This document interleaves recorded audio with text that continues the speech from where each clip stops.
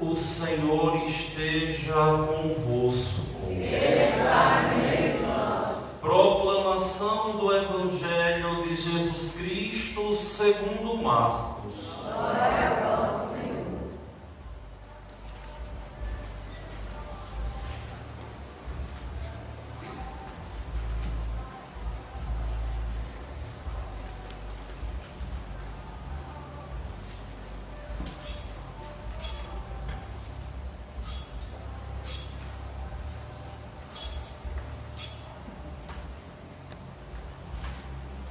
Naquele tempo, Jesus tomou consigo Pedro, Tiago e João e os levou sozinhos a um lugar à parte, sobre uma alta montanha, e transfigurou-se diante deles. Suas roupas ficaram brilhantes e tão brancas como nenhuma lavadeira sobre a terra poderia alvejar. Apareceram-lhe Elias e Moisés e estavam conversando com Jesus. Então Pedro tomou a palavra e disse a Jesus: Mestre, é bom ficarmos aqui. Vamos fazer 3 tendas, uma para ti, outra para Moisés e outra para Elias. Pedro não sabia o que dizer, pois estavam todos com muito medo. Então desceu uma nuvem e os encobriu com sua sombra, e da nuvem saiu uma voz: Este é o meu filho amado, escutai o que ele diz. E de repente, olhando em volta, não viram mais ninguém, a não ser somente Jesus com eles. Ao descerem da montanha, Jesus ordenou que não contassem a ninguém o que tinham visto, até que o Filho do Homem tivesse ressuscitado dos mortos. Eles observaram esta ordem, mas comentavam entre si o que queria dizer ressuscitar dos mortos. Palavra da salvação. Glória a vós, Senhor.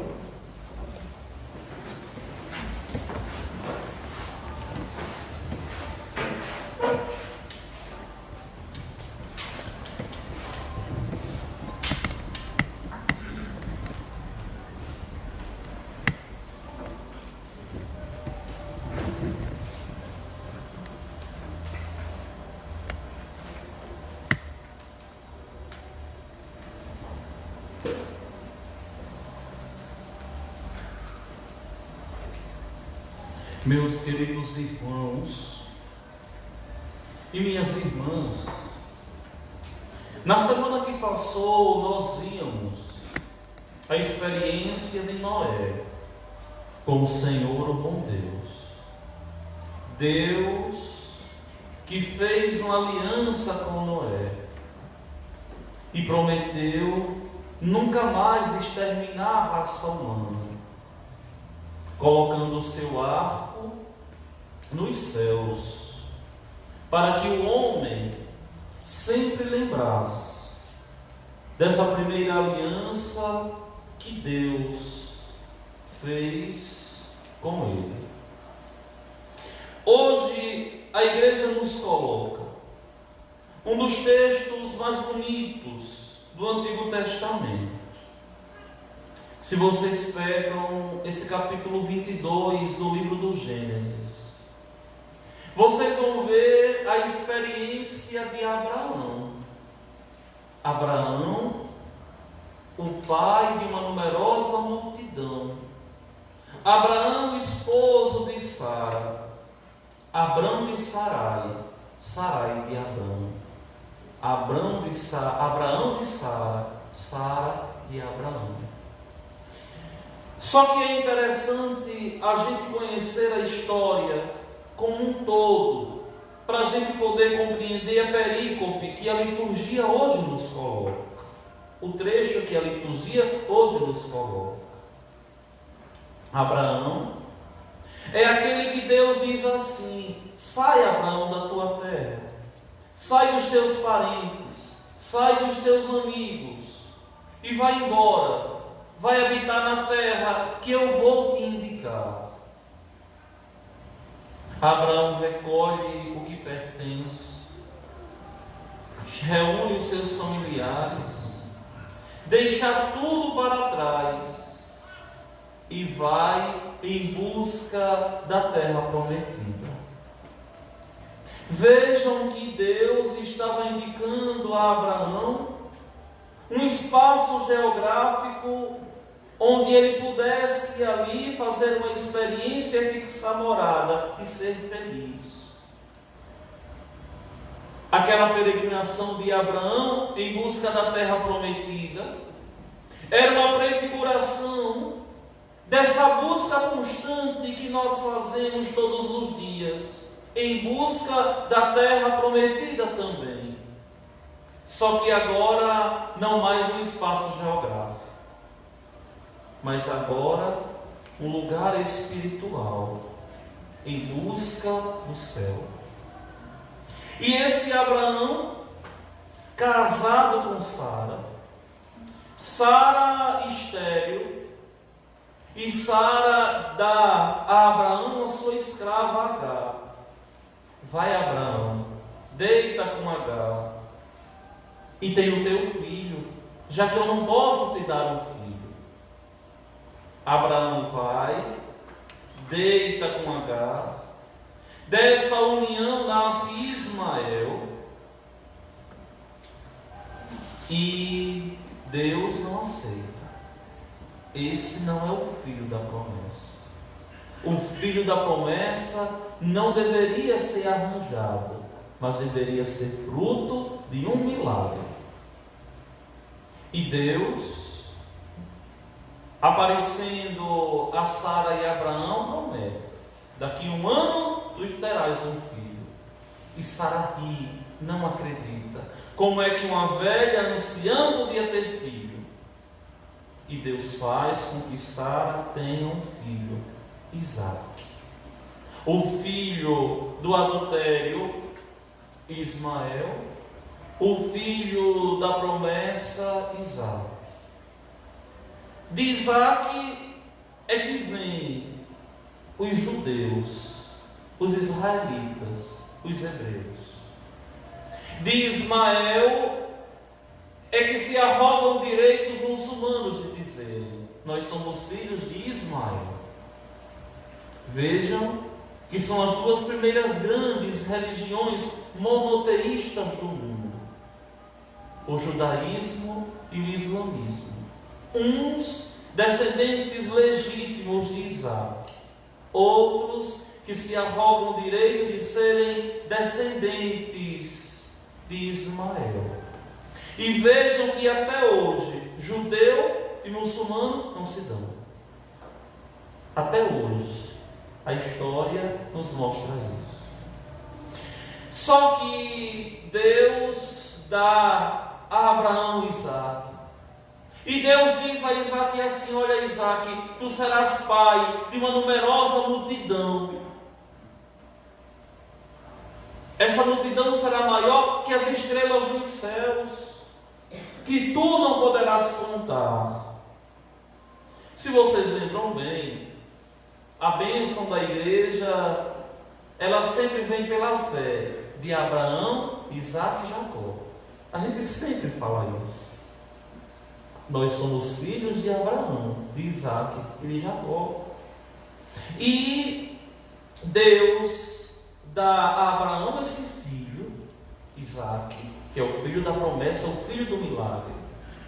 Só que aqui nesse capítulo 22, Deus vai provar Abraão e vai pedir sacrifício a Abraão, o que ele tinha de mais precioso, que era o seu filho.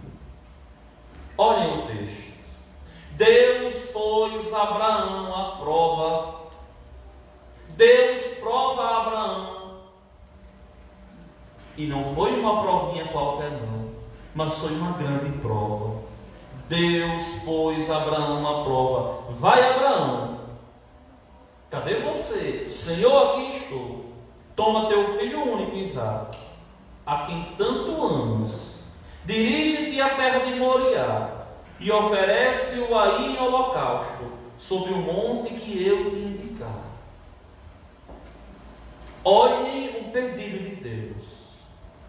Abraão pega o seu filho, amarre-o em um altar e sacrifique o seu filho a mim.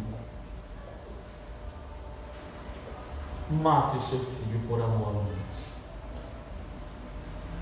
Olha Deus provando Abraão. É impressionante aqui no jornalzinho, no texto santo, a liturgia corta e enxuga o texto. Mas se vocês tiverem a curiosidade, eu espero que tenha, que é uma das histórias mais bonitas das Sagradas Escrituras, de estudarem esse capítulo 22 em casa, fazerem uma leitura, vocês vão ver que Abraão não questiona, e em silêncio pega 2 servos, 2 escravos, pega um animal, um fecho de lenha, o seu filho, e vai para a terra de Moriá. Abraão não questiona Deus. Poderia dizer assim: Senhor, eu só tenho ele. Senhor, eu não vou fazer isso não. Mas é impressionante porque Abraão aqui ele tem consciência. Deus me deu, agora Deus está pedindo. É claro que no seu íntimo, no seu coração, Abraão também sem entender, porque minha gente, olha, tem coisas na vida que a gente não entende, tem coisas que a gente não compreende, tem coisas que a gente vive, que a gente passa, que a gente não sabe porquê. A gente não consegue entender certas coisas. E Abraão, no seu íntimo também, deveria se questionar: por quê, meu Deus? Mas Abraão, na obediência da fé, minha gente, não diz nada. Abraão fica em silêncio e faz aquilo que o Senhor pede. Chegados ao lugar indicado por Deus, Abraão ergueu um altar, colocou a lenha em cima, amarrou o filho e pôs sobre a lenha em cima do altar. Como é que acontece no texto das Sagradas Escrituras? É assim: Abraão deixa os 2 escravos, 2 servos antes da subida. Isaque sobe com um fecho de madeira e Abraão sobe com um facho de luz na mão, com o fogo aceso. E Isaque pergunta: papai, Abá, onde está o animal que vai ser sacrificado? E Abraão responde o filho assim: meu filho, Deus providenciará, Deus proverá. E aquele menino ali, inocente, subindo, sem saber que seria ele a vítima a ser oferecida a Deus. E olhem que é interessante, isso é tão poético, é tão bonito, eu gosto tanto, que quando Isaque toma consciência que quem vai ser sacrificado é ele, porque Isaque percebeu: meu pai me amarrou. Isaque não faz nada, não fala nada, fica ali em silêncio, confiando no pai. Minha gente, isso é tão forte. Abraão que confia em Deus, Isaque que confia no seu pai e espera o seu pai agir. Só que Deus, que é todo misericórdia, Deus vendo que Abraão, mesmo com o coração apertado, com o coração sofrendo, sabendo que Abraão estava disposto a entregar a Deus a única riqueza que tinha, Deus diz: não, Abraão, não toques no teu filho. Abraão, Abraão, não estenda as mãos contra teu filho e não lhes faças nenhum mal. Agora sei que temes a Deus, pois não me recusaste teu único filho. Aqui, o enviado de Deus não diz: tu não me recusaste do filho que tu amas, como falou no início, como Deus falou. Toma teu filho único Isaque, a quem tanto amas. Aqui, o enviado de Deus não diz isso. E Abraão, erguendo os olhos, e um carneiro preso no espinheiro pelos chifres, foi buscá-lo. Ofereceu em holocausto no lugar do seu filho. Olha, minha gente, que coisa aqui. Deus vai fazer essa história reacontecer. Essa história vai de novo acontecer, só que com personagens diferentes. O Pai dos céus é quem oferta o seu Filho Jesus, que é entregue em holocausto pela salvação da humanidade. Assim como Abraão provou que amou a Deus, que amava a Deus, é Deus quem agora prova na morte de cruz o seu Filho, que nos ama. E assim como Isaque nada falou, Jesus Cristo também silencia e é morto por amor a nós. É por isso que essa aliança de Deus, de Jesus Cristo conosco, é única e eterna. É por isso que até hoje, a gente olhando aqui, minha gente, esse altar, nós vemos o holocausto acontecer. O mesmo sacrifício da cruz. É por isso que muitos de vocês não entendiam, quando logo aqui cheguei, que comecei a organizar a liturgia, que comecei a fazer essa liturgia sóbria, solene, digna, sem oba-oba, sem folia, mas com consistência, para a gente reviver o sacrifício do Monte Moriá, para a gente reviver o sacrifício da cruz.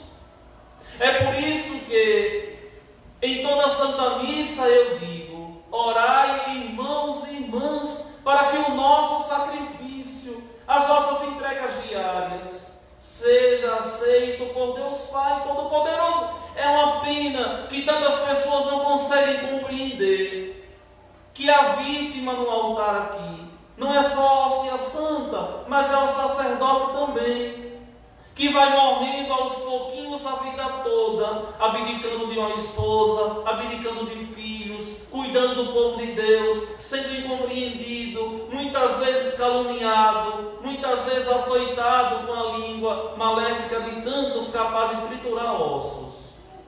E não conseguem entender que aqui de verdade acontece um sacrifício por amor à humanidade.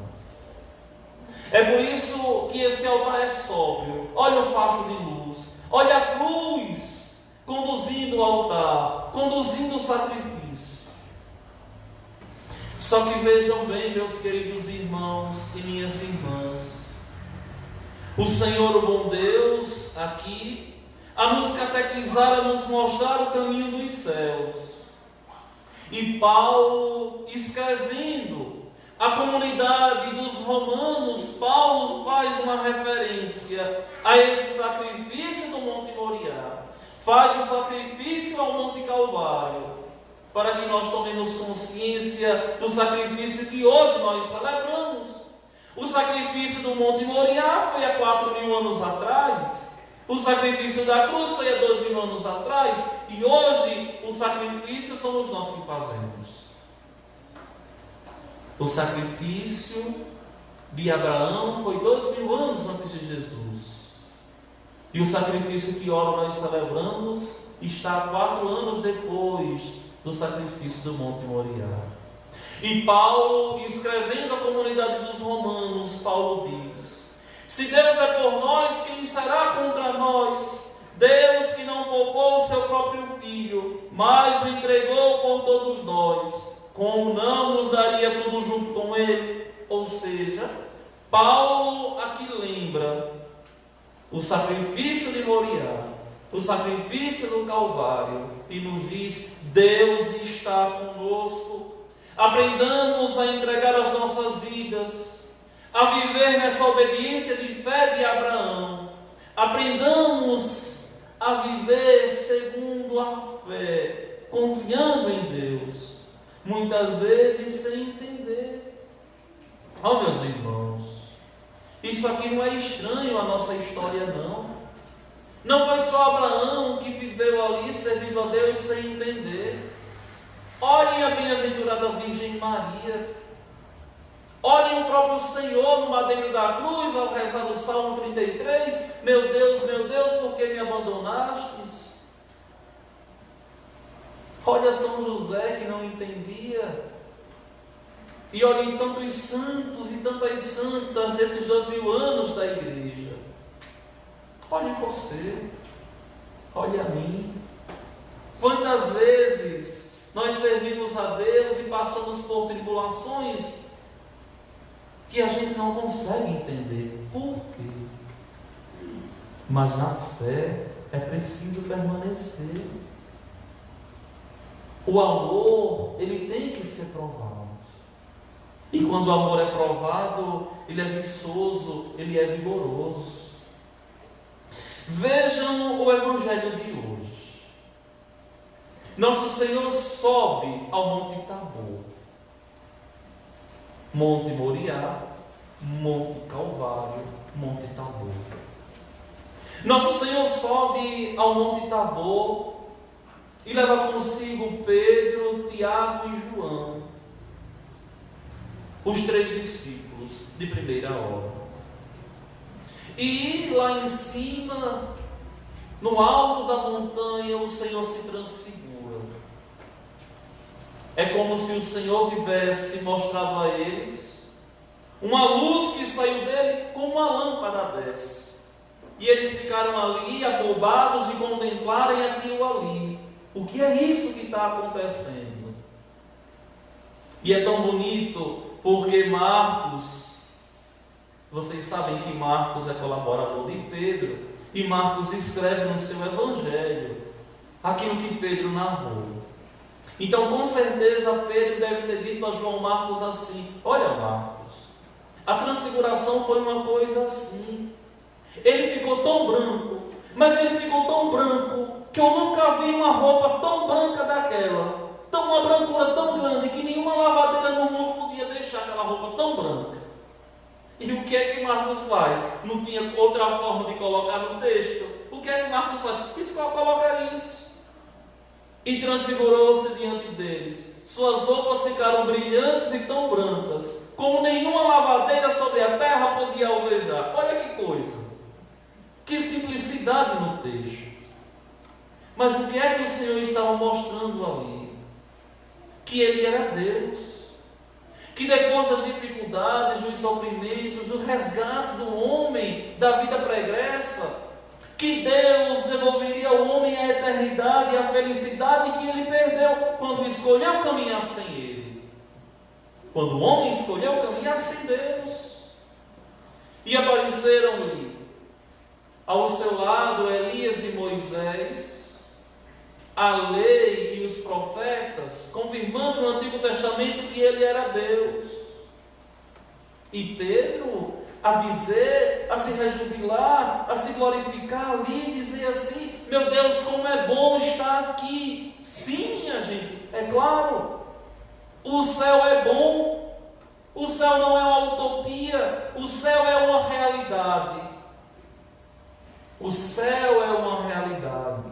Quando nós, nesse tempo da quaresma, nós jejuamos, fazemos abstinência de carne às sextas-feiras, buscamos fazer penitência, rezamos mais um pouco. O que é isso que a gente está fazendo?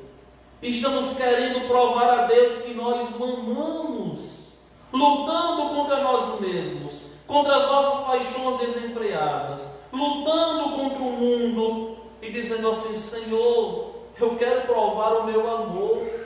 Porque, minha gente, olha, dizer que ama a Deus é uma coisa tão fácil. Mas quantos, no momento que são provados na obediência, vão embora? Quantos são incapazes de associar a palavra que dizem com aquilo que vivem? Falar que ama é fácil, provar que ama é difícil. E viver com os olhos da fé.